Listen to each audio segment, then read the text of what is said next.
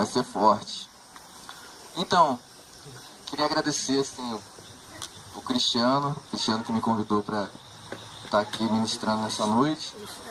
Quero parabenizar a equipe, porque, olha, o retiro, tem uns mistérios aqui na minha tela.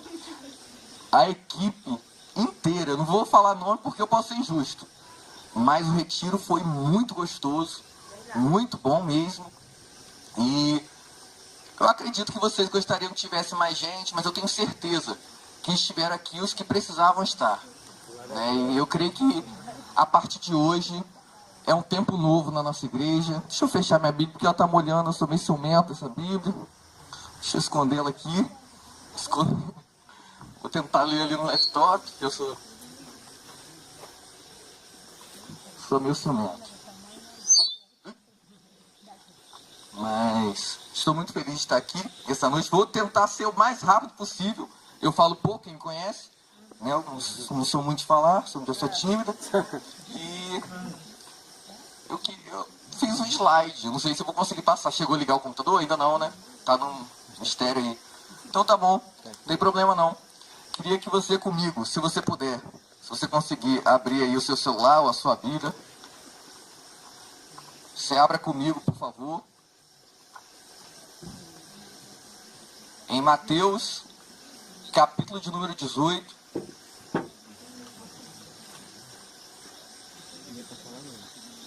Mateus 18, versículo de número 3. Mateus 18, 3. Estou tentando abrir aqui também no computador, não está me dando enrolado.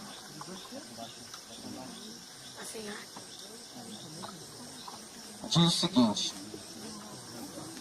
E disse, em verdade vos digo, que se não vos converterdes e não vos tornardes como crianças, de modo algum entrareis no reino dos céus. Vou reler. E disse, em verdade vos digo, que se não vos converterdes e não vos tornardes como crianças, de modo algum entrareis no reino dos céus. Feche os seus olhos comigo, vamos estar orando. Pai, muito obrigado, Deus. Obrigado porque nessa noite esse retiro está se encerrando, Pai. Mas eu creio que cada palavra liberada nesse lugar, cada ministração foi de encontro ao coração, Pai. Pessoas foram curadas nesse retiro, pessoas foram tratadas, pessoas receberam palavras proféticas, e eu creio que pessoas foram reanimadas nesse retiro, Pai. Pai, eu creio que a partir de hoje nós viveremos uma nova fase, uma nova etapa na nossa caminhada cristã. Pai, que o Senhor me dê graça nessa noite, que eu consiga compartilhar, Senhor, aquilo que o Senhor colocou no meu coração. Em nome de Jesus, amém. Então, o nome desse retiro é Voltando à Inocência. E quando eu fiquei sabendo do tema, eu fiquei assim, fiquei sabendo do tema antes de, no caso, de ser convidado até ministrar, né? Eu fiquei assim, muito feliz. Compartilhei até com alguns irmãos do seminário, porque é um tema muito propício para a época que estamos vivendo. E na minha introdução na mensagem, foi engraçado, que quando eu estava preparando, aqui não tem, lá em cima tem, eu estava fazendo o que todos fizeram, para perguntar para vocês: vocês sabem o que significa inocência? Aí quando o Cristiano me disse que eu ministraria na terça-noite, eu pensei, é melhor eu tirar isso aqui, porque algumas 200 pessoas já vão ter feito essa pergunta, né? Então eu decidi não colocar sobre isso. Mas, falando sobre inocência, não tem como não pensar em crianças. Por quê? Quando a gente olha para uma criança, vem à nossa mente, inclusive o desenho da Bela ficou muito bonito, né? Da criancinha ali com catavento, não sei nem o nome direito. Ficou muito bonito. E quando a gente olha para uma criança, deixa eu sair daqui, isso aqui, né?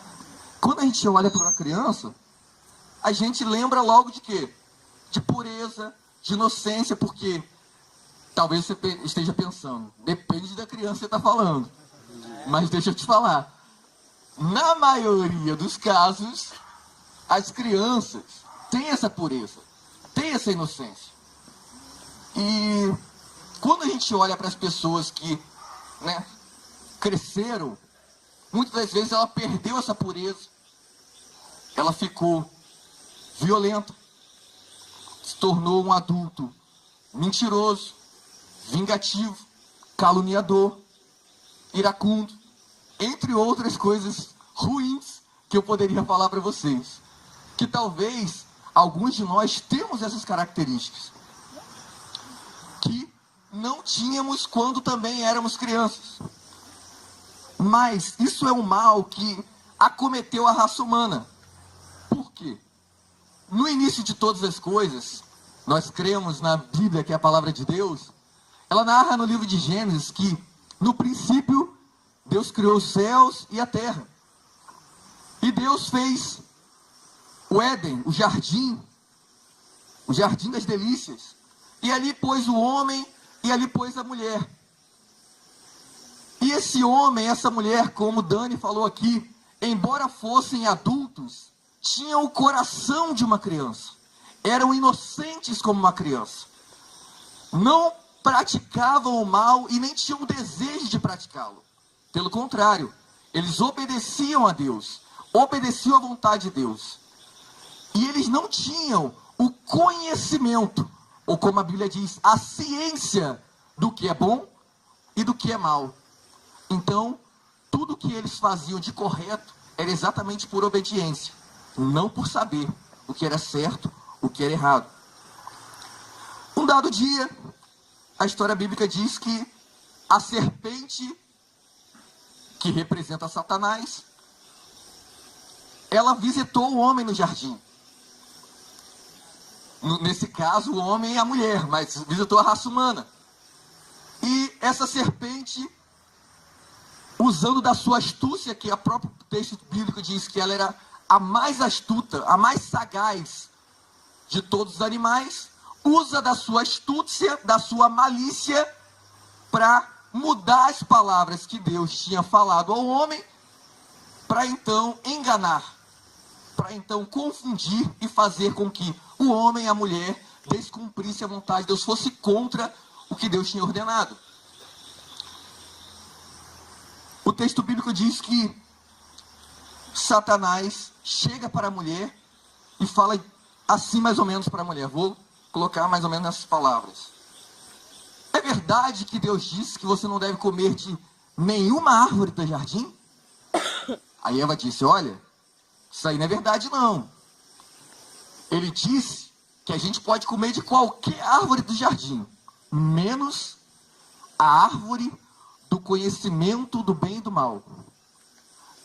E Eva ainda acrescenta algo que Deus não tinha dito.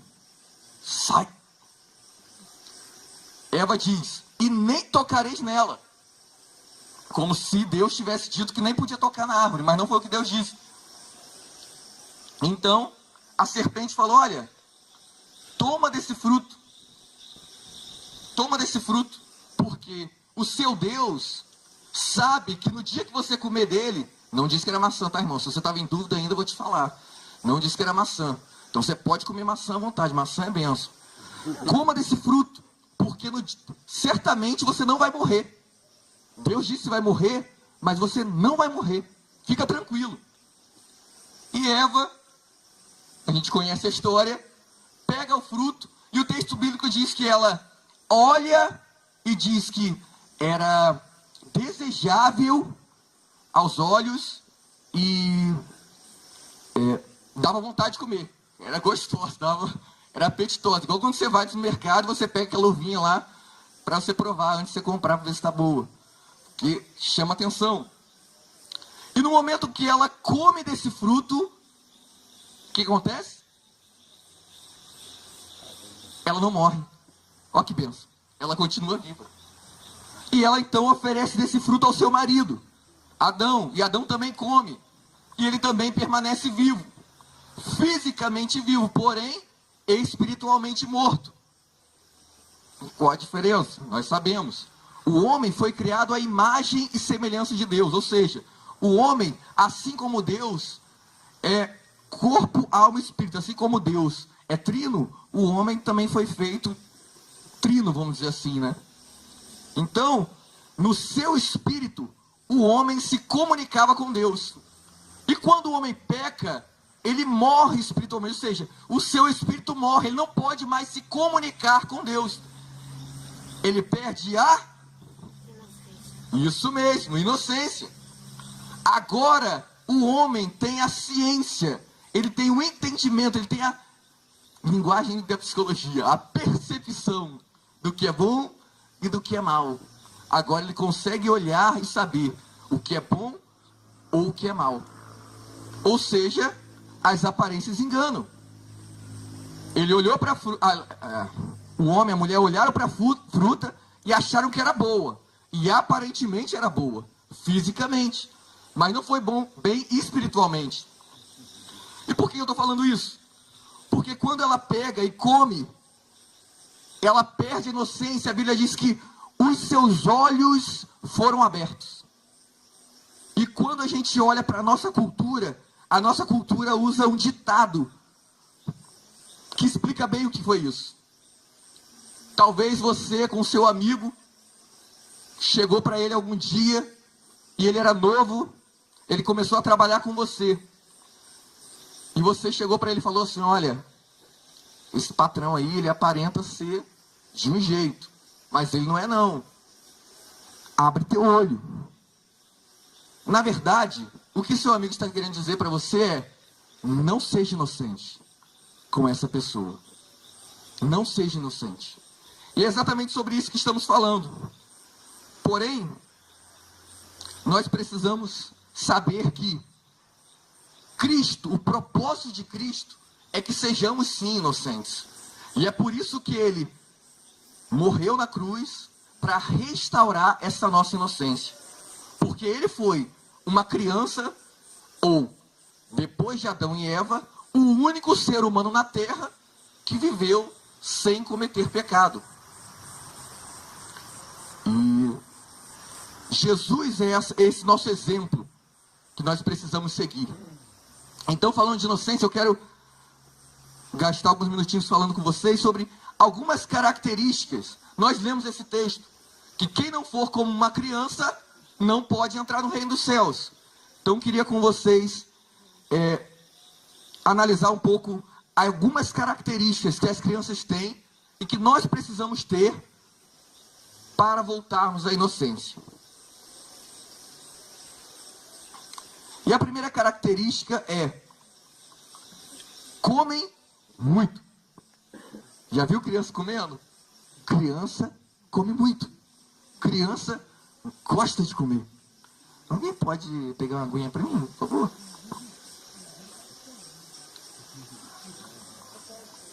Eu nunca vi uma criança normal que seja light, entre aspas. Criança gosta de comer. E ela é assim desde que nasce. Se você vai falar com uma mãe de um bebê recém-nascido, ela vai dizer para você que o filho dela só come e dorme. Porque é isso que o bebê sabe fazer: mamar e dormir. Mamar e dormir. Ele é intenso, ele é voraz. E como é uma fase em que ele cresce muito, então ele precisa de muito alimento. Assim como o novo convertido. O novo convertido, ele é sedento. O novo convertido, ele é faminto. O novo convertido é intenso. Tudo que faz, ele faz com empolgação. Ele busca a Deus em intensidade. Ele ora muito. Coloquei aqui inclusive no monte. Lê muito a Bíblia. Talvez hoje eu e você não somos mais tão novos convertidos. Talvez nós deixamos essa prática, que é uma disciplina espiritual, de se alimentar da palavra, para trás. Talvez você já gastou horas lendo a Bíblia. Talvez você já gastou horas discutindo sobre a palavra de Deus, compartilhando a palavra de Deus com seus amigos, compartilhando a palavra de Deus com seus familiares. E hoje você não tem muito prazer na palavra. Talvez hoje você não come muito. Essa comida perdeu o gosto. Se alimentar da palavra. Existe algo que se chama inapetência, que é quando uma pessoa tem a falta de apetite ou que ela perde a vontade de comer. Eu queria falar rapidamente aqui algumas características dessas pessoas. A gente está falando de que criança come muito. Tem um monte de abençoado aqui. Primeira característica, está lá em 1 Coríntios 11:30. Aquele que para de comer, aquele que para de se alimentar, se torna raquítico, debilitado, fraco, inconstante.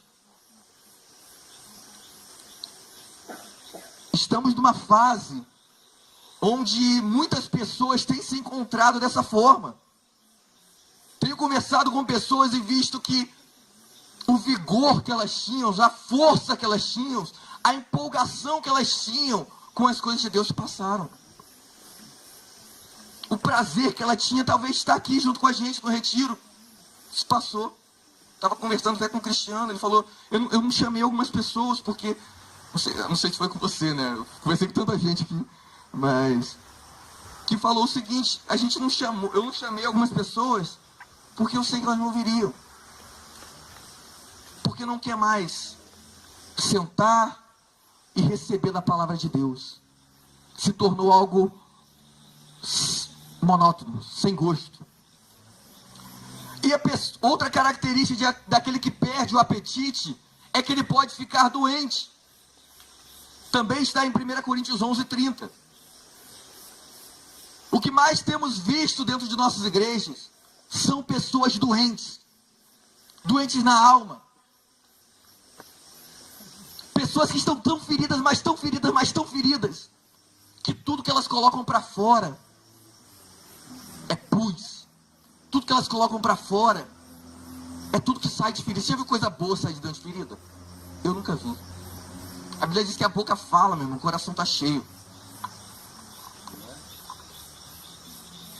Eu e minha esposa, no caso, dia 1º de janeiro, nós tínhamos desativado o Facebook, ela continua, eu retornei. Mas eu desativei o Facebook porque eu estava vendo tanta gente ferida, desabafando nas redes sociais, que aquilo estava me fazendo mal. Cada vez que eu li alguns posts, indiretas sobre amizades, indiretas sobre relacionamentos, indiretas sobre a família, indiretas sobre a igreja.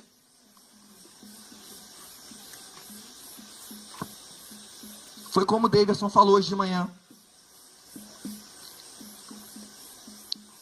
Nós precisamos tirar nossos óculos. Nós precisamos ver de um outro ponto de vista, de uma outra ótica. E nós precisamos enxergar a partir da ótica da palavra, da ótica de Cristo. Eu espero que ao concluir essa palavra você não fique triste comigo. Porque eu creio que se você está aqui, é porque Deus quer que você ouça isso. Deus, quando ministrou meu coração, eu fiquei até um pouco receoso. Tenho que confessar. Porque eu vi tanta gente falando, inclusive no Facebook falando, comentaram um post meu, na verdade. Então eu posso falar que a pessoa não está aqui, e nem vou falar o nome dela, que é questão de ética, sobre indireta. Meu irmão, se eu for falar alguma coisa, eu vou chegar para você e vou falar. Eu não vou postar no Facebook. Entendeu? Então você não precisa vir no inbox. Tô falando que eu vou compartilhando com vocês, tá? Você não precisa vir no inbox e falar, olha, Jessé, só porque eu fiz isso, você está falando isso. Não foi para você, meu irmão. Eu faço muitos posts no Facebook. E tem muitos que eu não faço. Ficam no meu celular exatamente por causa disso. Mas eu vou falar mais disso ainda hoje. Outra característica daquele que tem falta de apetite, que perdeu a vontade de se alimentar da palavra, é que se ele fica muito tempo sem se alimentar, ele pode vir a óbito. Você nasceu de novo, meu irmão. Você teve o seu espírito regenerado. Você não é o mesmo que você era há alguns anos atrás, há alguns dias atrás, alguns meses atrás. Hoje você é um filho de Deus, hoje você é um cristão, hoje você é uma nova criatura. E você deve agir dessa forma, como nova criatura. A Bíblia diz que as coisas velhas já passaram. Deixa o passado, meu irmão. Abre mão do passado. Viva o hoje. Viva o hoje com Cristo. Esse é o convite de Cristo para você. Porque se você não viver o hoje, se você hoje não se alimentar da palavra de Deus, você pode novamente vir a morrer espiritualmente. E quem morre espiritualmente já viu morto? Quem já foi a algum velório aqui? Na sua vida. Tem gente que nunca foi no velório na vida, você tem que ir, gente. Tem essa experiência espiritual. É forte. Uma das características do morto é silêncio. Você já viu o morto falar? Espero que não. Em nome de Jesus. Não, se ele falou é porque ele ressuscitou. Amém, então, né? Glória a Deus. E o que o silêncio tem a nos dizer? Que aquele que perde o apetite e morre espiritualmente, ele para de orar, ele para de louvar, ele para de glorificar a Deus, ele para de compartilhar das coisas de Deus com seu irmão. E o que ele faz então? Ele critica, ele murmura, ou ele fica em silêncio, como eu disse, ele não fala nada, fica como morto, não diz nem que precisa de ajuda, porque ele está nessa situação. Outra característica é a frieza. Todo morto, quando morre, o coração para de bombear o sangue para de circular, então o seu corpo vai esfriando. E a frieza espiritual tem acometido a vida de muitas pessoas. Muitas pessoas têm tido desprazer, não é nem falta de prazer, mas é desprazer em estar na casa do Senhor. Desprazer em fazer as coisas do Senhor. Como eu disse aqui, perdeu o gosto, ficou chato, é sempre a mesma coisa. Quero te falar, querido, com Cristo nunca é a mesma coisa. Nunca é a mesma coisa. Agora, se você está falando da liturgia do culto, sim. Nós temos uma liturgia que se repete a cada culto. Mas a vida com Cristo é um culto que não tem começo, assim, tem começo quando você se converte e o fim é só quando você vai para a glória. Ou num caixão, né, se você falecer, ou se Cristo voltar. Mas o culto não acaba quando o pastor dá a bênção apostólica. Ou não deveria na sua vida. Mas infelizmente, na vida de algumas pessoas é assim. Como elas já morreram espiritualmente, elas não têm mais prazer. É chato. É chato estar nesse momento aqui. Eu não aguento mais. E por isso, ela continua nessa situação. E a outra característica é o isolamento. Quem já guardou algum parente que morreu dentro do seu quarto? Quem? Cremou, né? Cremou e colocou no... Mas geralmente não. A pessoa vai para um local específico chamado cemitério. O morto fica no cemitério, isolado lá. Para quem... Espero que você não faça isso. Mas se você faz, é você e Deus. Mas tem gente que vai lá dia 2, né? De novembro, visitar essa pessoa para mandar uma flor para ela. Não vou aqui tratar desse assunto. Mas o isolamento faz com que a pessoa que não se alimenta mais da palavra, ela continue nessa condição de morte espiritual. Por quê? Porque ela não participa mais da célula, ela não vai mais à igreja, e quando vai, ela ou chega atrasada, ou sai antes de terminar. Quando ela senta na roda com os amigos, ela está em Nárnia, como a gente costuma dizer, né? Fala de tudo, exceto das coisas de Deus. Então a pergunta que eu quero fazer para você nessa noite, meu irmão, é por que você parou de comer do alimento espiritual? Qual tem sido a sua dieta? O que tem te alimentado? O slide está funcionando não, né? Não. Que bênção, aleluia. É porque ia ficar mais dinâmico aqui, eu tentei, né? Me esforcei, mas... O alimento é vital para o crescimento saudável. Tanto a inapetência quanto a falta do alimento sólido impedem o crescimento.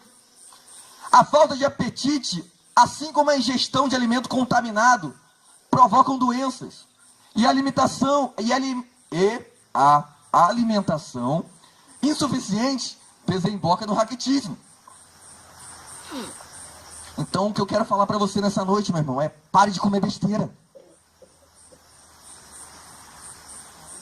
Criança gosta de comer besteira. Criança gosta de comer doce. Criança gosta de chupar bala. Gosta de mascar chiclete. Já sei. Não posso comprar meu Trident? Pode, irmão. Falando espiritualmente, falando. Entendo o que eu quero te dizer.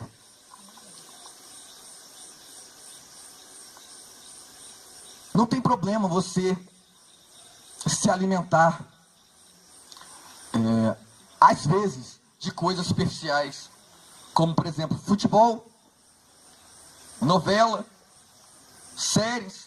Aqui mesmo, no sítio, alguns jogaram futebol, o que é uma benção. Não tem problema nenhum nisso. O problema é quando a sua vida é o futebol. Você vira um jogador de futebol amador. Você comenta futebol. Você, como diz minha mãe, come bola de futebol, né? Dizia antigamente, quando eu tentava jogar bola, nunca consegui, né? Mas você vive para isso. Todo o seu prazer, toda a sua disposição é colocada nisso. Coloquei aqui outras coisas que prejudicam, né? São coisas que são alimentos que nós nem deveríamos comer, como BBB, por exemplo. Alimento espiritual, tá? A gente está alimentando a alma. Falando nesse sentido. Pornografia. GC, pornografia, mas que só tem crente. Mas é crente mesmo que consome, irmão. Infelizmente, nós estamos na geração que a gente quer tapear, como diz o ditado, né? Tapar o sol com a peneira. Porque as pessoas acham que pornografia é só revista, pornografia é só filme. Meu irmão, pornografia é pensamento também, tá? Pornografia é linguajar também, tá? Qual tem sido o seu linguajar? Como tem sido o seu pensamento? Tem um texto, acho que em Filipenses 4, se eu não me engano, que diz que tudo que é bom, tudo que é amável, tudo que é de boa fama, é isso que deve ocupar o seu pensamento, meu irmão. É isso que deve ocupar a sua mente. Paulo disse, não vos conformeis com este mundo. Mas faz o quê? Assiste BBB. Não. Transformai-vos pela renovação da vossa mente. Como? Se alimentando da palavra. Nada contra a academia. Mas vou falar aqui. Até o que é bom em excesso faz mal. A academia é uma bênção. Assim como a gente cuida do nosso espírito, a gente cuida da nossa alma. Eu não vou falar que é gente que eu não tenho cuidado, mas a gente deve cuidar do nosso corpo. Mas tudo em excesso faz mal. Muitas pessoas comeram aqui um alimento muito saboroso. Diz amém, porque tem gente aqui que estava na cozinha assistindo. Amém? Amém. Então, muito saboroso. Mas imagina se você come e depois repete e come a terceira vez e a quarta.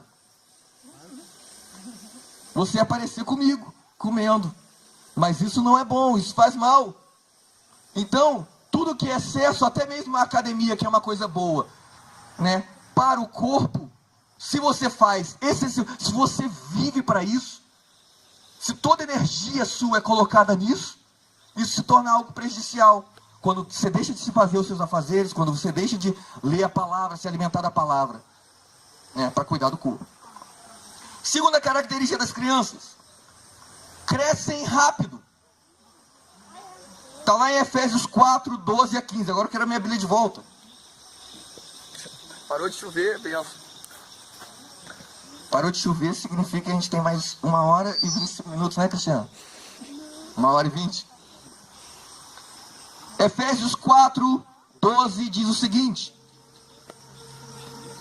Não se dispersem, irmãos. Efésios capítulo 4, versículo de número 12. Com o fim de preparar os santos para a obra do ministério, para que o corpo de Cristo seja edificado, até que todos alcancemos a unidade da fé e do conhecimento do Filho de Deus, e cheguemos à maturidade, atingindo a medida da plenitude de Cristo. O propósito é que não sejamos mais como crianças, levados de um lado para outro pelas ondas, nem jogados para cá e para lá por todo o vento de doutrina, e pela esperteza de homens que induzem ao erro. Antes, seguindo a verdade em amor, cresçamos em tudo naquele que é cabeça, o Cristo. Chessé, você está sendo contraditório. Você acabou de dizer que a gente tem que ser como as crianças. Você acabou de ler um texto dizendo que não sendo como crianças levados de um lado para o outro por todo o vento de doutrina. Porque a maturidade que nós estamos falando aqui, meus irmãos, é a maturidade espiritual. É o crescimento espiritual. Não é o seu crescimento físico, como a pastora bem colocou ontem à noite. Amém? Os bebês crescem. Eles começam sendo carregados e depois engatinham, mas logo começam a andar. Eu nunca vi bebê nascer correndo. Espero que ninguém tenha visto. Mas à medida que ele vai crescendo, então ele aprende a correr. Ele pode até cair quando está aprendendo a andar. Mas com o passar do tempo, ele sabe como se levantar e voltar a andar e voltar a correr. Mas para a criança crescer saudavelmente, ela precisa de alguns alimentos. Deus, irmãos, não nos deu apenas vida, mas cuida de nós, providenciando todas as coisas necessárias para o nosso crescimento e amadurecimento espiritual. Nossa salvação, assim como o nosso crescimento espiritual, são resultados da bondade de Deus. Isso é uma constatação. Porque Deus é bom, nós fomos por Ele salvos e crescemos nele, crescemos em Cristo, espiritualmente. Amém? Amém. E a palavra fala de 2 alimentos que nos auxiliam a alcançar a maturidade, a crescer espiritualmente, a se desenvolver. O primeiro é o leite. Está em Hebreus, capítulo número 5, versículos número 11. Hebreus 5, 11. Diz o seguinte: quanto a isso, temos muito que dizer, coisas difíceis de explicar, porque vocês se tornaram lentos para aprender. Embora a esta altura já devessem ser mestres, vocês precisam de alguém. Vocês precisam de alguém que lhes ensine novamente os princípios elementares da palavra de Deus. Estão precisando de leite e não de alimento sólido. Quem se alimenta de leite ainda é criança e não tem experiência no ensino da justiça. Você me aprende.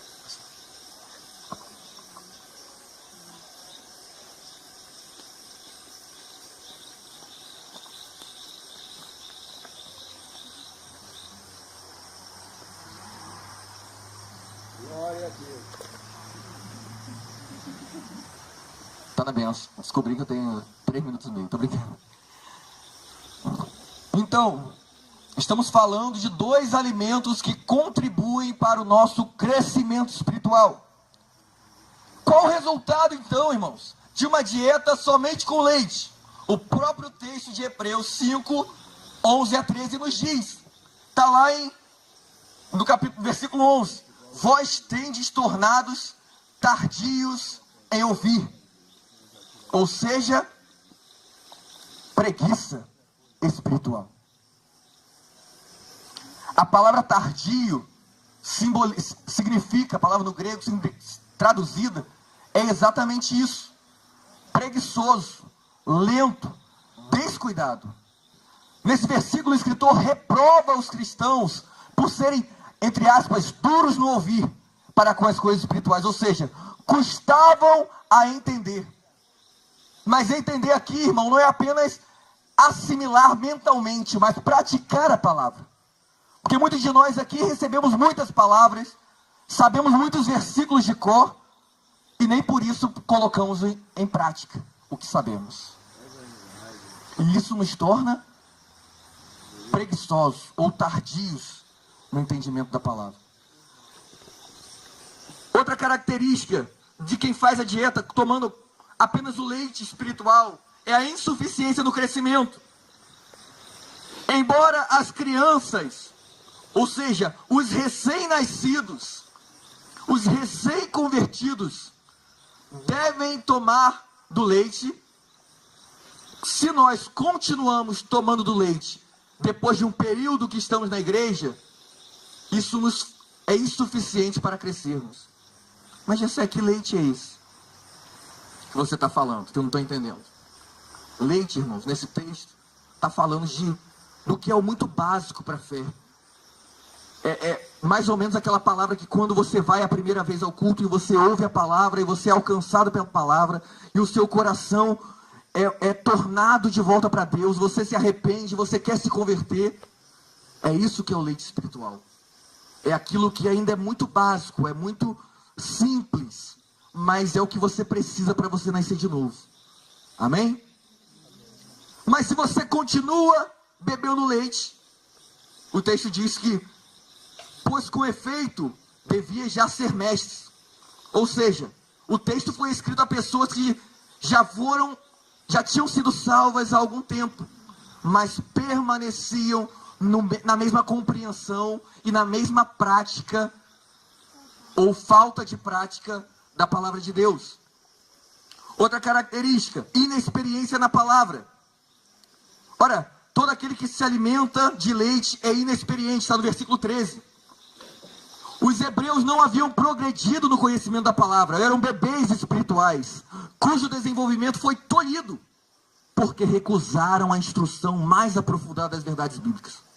O leite é nutriente para a criança, mas aqueles crentes, não sendo mais crianças, eram incapazes de receber o alimento sólido, e com isso se tornaram inábeis nas escrituras. Não sabiam colocar em prática, na vida diária, o que aprendiam na Bíblia, e nem tinham destreza no manejo da palavra. A última característica de quem faz a dieta apenas tomando leite espiritual é a infantilidade espiritual. Todo aquele que se alimenta de leite é inexperiente na palavra da justiça, porque é criança, Hebreus 5,13. Ou seja, criança é crente imaturo. O bebê espiritual tem incapacidade em se aprofundar na doutrina. Consegue apenas entender as verdades mais simples, ou seja, o leite. Outra característica, instabilidade na fé, é levada pelos ventos de doutrina. Desinteresse pelas coisas espirituais, encontra mais prazer nas atrações do mundo do que nas coisas de Deus. Temperamento egoísta, ofendendo-se facilmente e querendo tudo a seu próprio modo. Falta de frutificação, é apenas espectador e não participa da igreja em que congrega. O segundo alimento que o texto de Hebreus 5 nos mostra é o alimento sólido. Está lá no versículo 14. Vou ler rapidamente. Mas o alimento sólido é para os adultos, os quais, pelo exercício constante, tornaram-se aptos para discernir tanto o bem quanto o mal. A primeira característica de quem faz uma dieta com base no alimento sólido é a maturidade espiritual.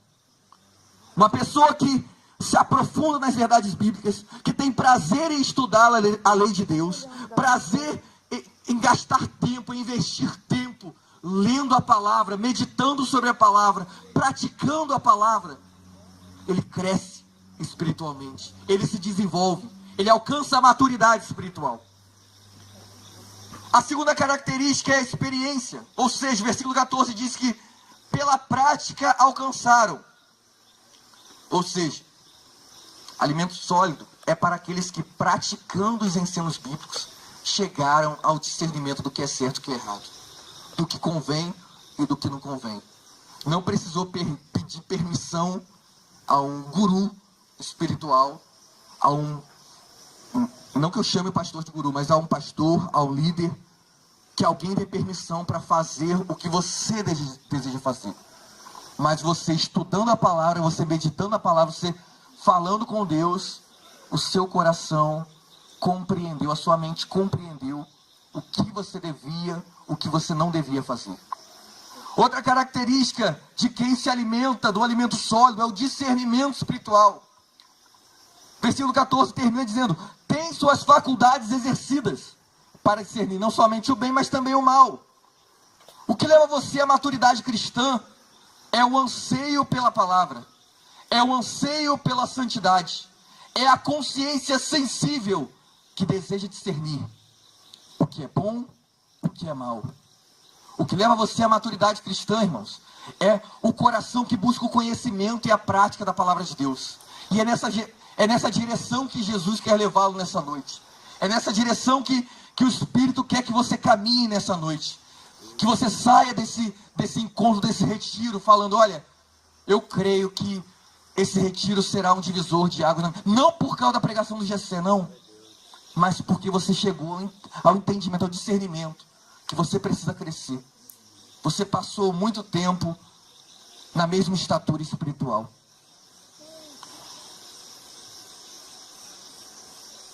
A terceira característica de uma criança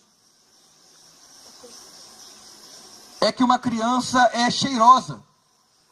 Está lá em 2 Coríntios 2,15. 2 Coríntios, capítulo de número 2, versículo número... Enquanto estou repetindo é porque eu estou procurando, entendeu? Você fala, eu já entendi, mas é porque eu estou procurando. 2 Coríntios 2,15. Porque para Deus somos o aroma de Cristo entre os que estão sendo salvos e os que estão perecendo. Quem nunca deu um cheiro em um bebê? Cheiro de bebê é gostoso demais. Quando a criança é recém-nascida, tem um cheiro muito peculiar. Tem um cheiro que todo mundo quer cheirar. Tem um cheiro muito bom, muito gostoso. E se você é mãe, foi mãe recentemente, você lembra disso. Você talvez até sente saudade desse cheirinho. É uma pena que à medida que o bebê cresce, ele vai perdendo esse cheirinho. Essa fragrância, Gessé, natural que enche nossas narinas. Me corrigiu, né? Empresas como Johnson & Johnson ganham dinheiro fazendo essências para bebês. Os talcos de bebês, então, são muito cheirosos. Recentemente, eu e minha esposa compramos uma essência, um bom ar, que tinha como nome Lembranças de Infância. E eu descobri um outro que o nome é Cheirinho de Talco. Que é exatamente para fazer a sua memória recordar desse cheirinho. O incenso é uma fragrância que a Bíblia... Isso aqui é trava-língua, irmão. Você fala fragrância 3 vezes, você termina falando em línguas. O incenso libera, isso que eu acabei de falar, que se você não for acostumado, se sente até incomodado. Por exemplo, chulé, CC, mau hálito, são, isso que eu acabei de falar, que nunca queremos sentir. São, isso que eu acabei de falar, que causam incômodo, causam desconforto. Mas quem nunca ficou incomodado com um cheiro forte, ainda que fosse de um perfume? Na Bíblia, a oração é comparada ao incenso. Muitos menosprezam a oração porque não sabem o valor que ela tem para Deus. É por meio dela que nos achegamos a Deus, nos comunicamos com Ele, somos por Ele respondidos. As nossas orações chegam diante do Pai como aroma suave. Deus tem prazer em ouvi-las, é como se Ele cheirasse as nossas orações, assim como sentimos prazer em sentir o cheiro de um bom perfume. Qual tem sido a sua fragrância? Glória a Deus! Você pode aplaudir o Senhor nessa noite? Consegui falar? Glória a Deus! Ou será que você perdeu o cheiro, meu irmão? Infelizmente, muitos cristãos deixaram de ser como crianças e agora agem independente do Pai. Não pedem mais orientação, não tem mais relacionamento com Deus. Quem tem intimidade com Deus por meio da oração tem o seu próprio cheiro. Infelizmente, muitas vidas não exalam mais o bom perfume de Cristo, porque não se relacionam com o Pai. Mas hoje, meu irmão, é tempo de você fechar a porta do seu quarto. Não exatamente aqui, porque você está indo embora. Mas quando você chegar na sua casa, fechar a porta do quarto, como o texto bíblico diz. Falar com o teu Pai que está em secreto. E o teu Pai que está em secreto te recompensará. É tempo de você se colocar diante do Pai e expor as suas fraquezas, as suas debilidades, tudo que tem passado pela sua mente, que às vezes você fala com seu amigo, você fala com seu líder, você fala com pessoas e elas não te compreendem? Compartilhe com o Pai em oração. Meu professor, Drummond Lacerda, escreveu uma frase no Facebook que eu tive que copiar. Diz o seguinte: existe uma prática longe dos holofotes, mas perto do coração de Deus, chamada oração. Sem ela, os holofotes irão te iludir ou mesmo te destruir. Pessoas sem experiência com Deus, através da oração, são presas fáceis na correnteza do ativismo.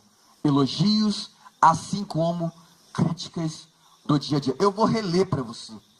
Existe uma prática longe dos holofotes, longe disso aqui, mas perto do coração de Deus, chamada oração.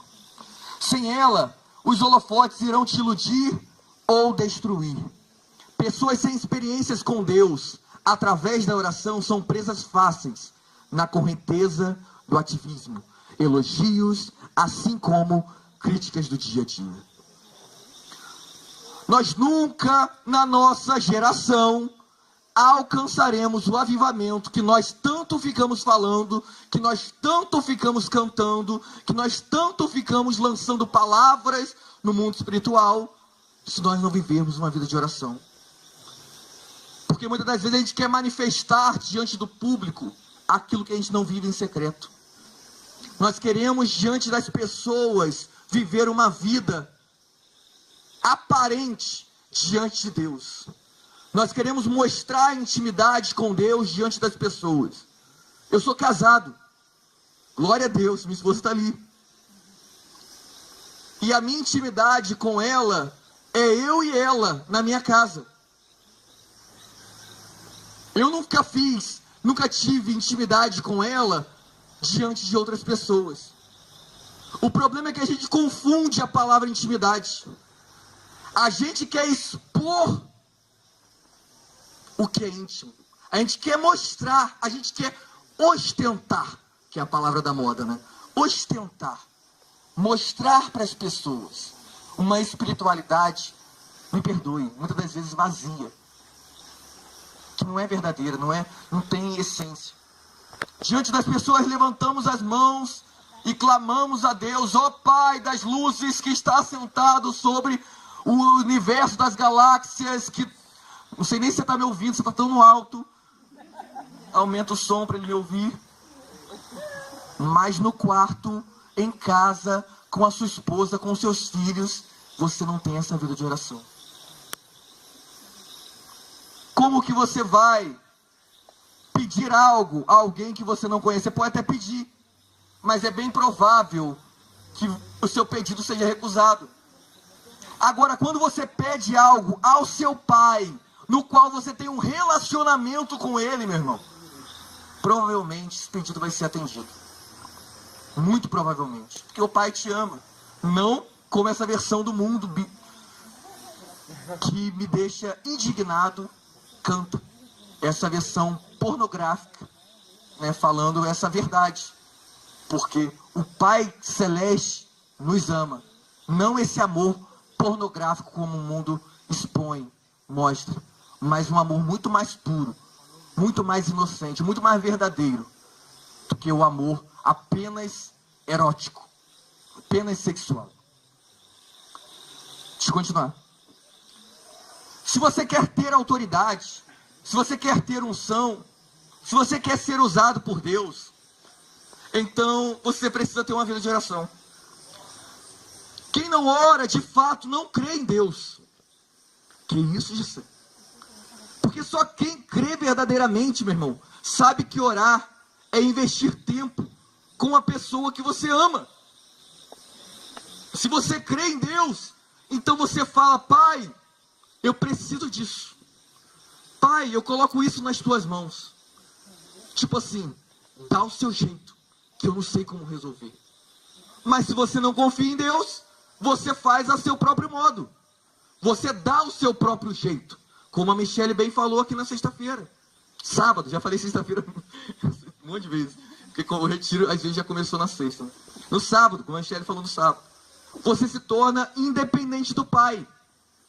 Você não precisa mais pedir orientação.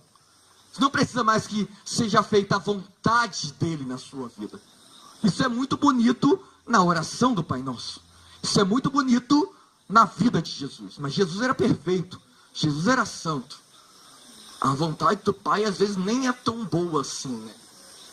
Meu irmão, a Bíblia diz que ela é boa, perfeita e agradável. Embora muitas das vezes a gente não compreenda de que forma ela está sendo boa, perfeita e agradável. Cristo sangrou no momento da oração, mas ele renunciou sua própria vontade. Cristo estava pronto para morrer, pois já tinha matado sua vontade. Está lá em Lucas 22, 44. Enquanto não sangrarmos em oração, não estaremos prontos para morrer. Mas morrer aqui, irmão, não é morrer espiritualmente. É morrer no sentido figurado, morrer no sentido de renúncia.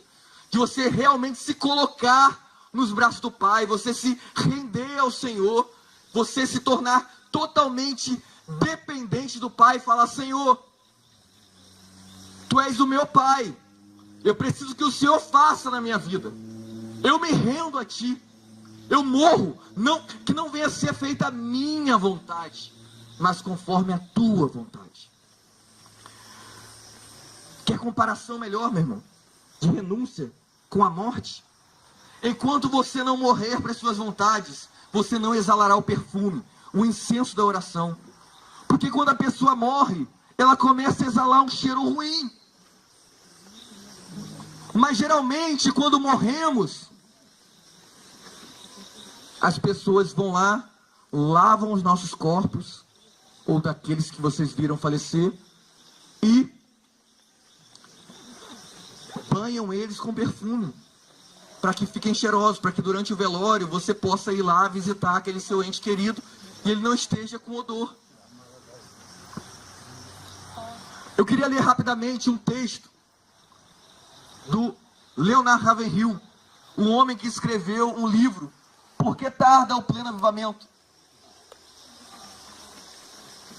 Diz o seguinte: a estatura espiritual de um crente é determinada pelas suas orações.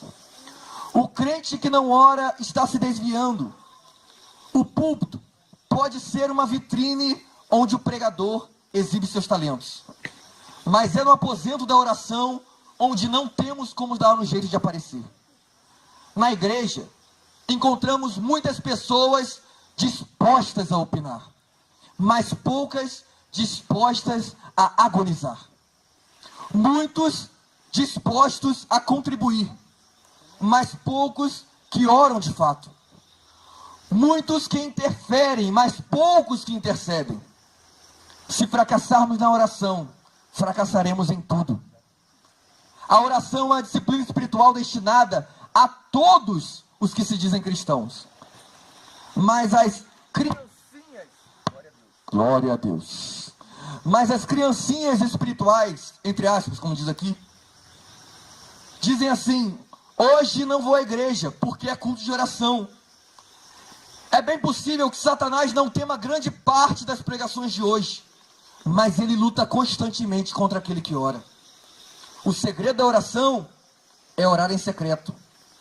Quem se entrega ao pecado, para de orar. Mas aquele que ora, para de pecar. A oração é profundamente simples e ao mesmo tempo profunda. É uma forma de expressão tão simples que até uma criancinha pode exercitá-la. Mas é igualmente tão sublime que ultrapassa os recursos da linguagem humana e esgota seu vocabulário. Lançar palavras diante de Deus como uma torrente não irá necessariamente impressioná-lo ou comovê-lo. Uma das mais significativas orações do Velho Testamento foi feita por uma pessoa que não pronunciou palavras. Está falando de Ana. Seus lábios se moviam, porém não se lhe ouvia nenhuma palavra. Sem dúvida, Ana não tinha grandes dons de oratória, mas sem dúvida existem gemidos inexprimíveis. Em nossos dias, são poucos os que estão dispostos a orar pelo Espírito. E para esse tipo de oração, não há substitutos. Temos que orar senão pereceremos. Eu vou terminar por aqui, porque a chuva está apertando um pouquinho, mas eu queria que você se colocasse de pé no seu lugar